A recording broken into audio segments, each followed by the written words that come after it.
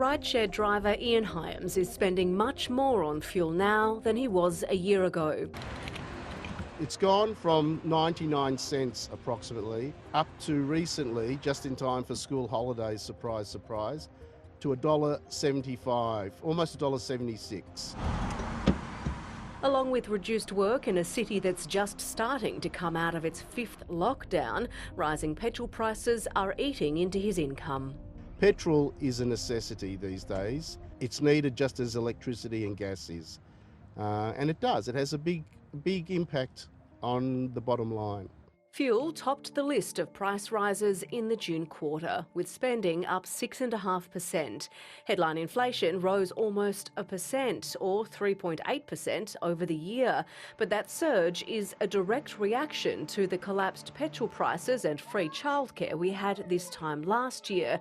The gap between spending then and now, in an economy that until the latest lockdowns was in recovery, is huge. So when you take account of the fact that that was what we were measuring against, it wasn't really a surprise that we got a big kick up in the headline rate today, and most of it was explained by those one-off factors.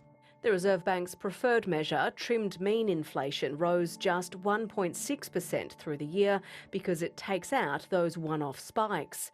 And it's that measure the Reserve Bank will consider when it meets next week to decide how to manage a national economy that's in decline because the biggest state is locked down.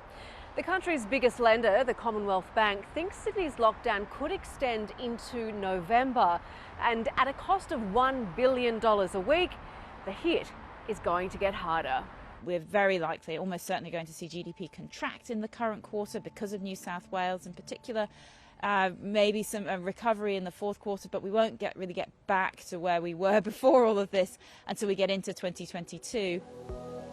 Like many households, Glenn Ruland's weekly grocery shop has gone up.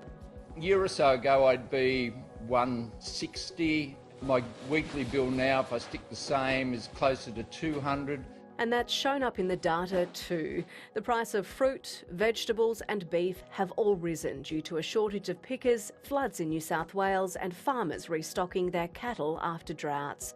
The single dad says his household inflation is up about 25 to 30%. We always hear this basket of goods that they price everything on. I cannot find anything in a basket that hasn't gone up. While Australians continue to spend more to keep their households and cars running, the Reserve Bank is working out how to keep driving the economy forward.